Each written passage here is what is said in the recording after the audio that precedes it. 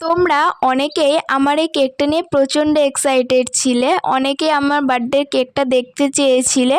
তো আমার বার্থডে ছিল 24শে ডিসেম্বর। এতদিন ব্যস্ততার মধ্যে তোমাদের সাথে কেকটা পোস্ট করতে পারিনি। তো আমার বার্থডে কেকটা ছিল 2 পাউন্ডের মধ্যে 2 টায়ারের, ফ্লেভারটা ছিল রসমালাই। আমার কেকটাকে আরেকটু বেশি স্পেশাল করার জন্য আমি এখানে ক্রিমের সাথে কিছুটা চকলেট গানাশ ইউজ করেছি।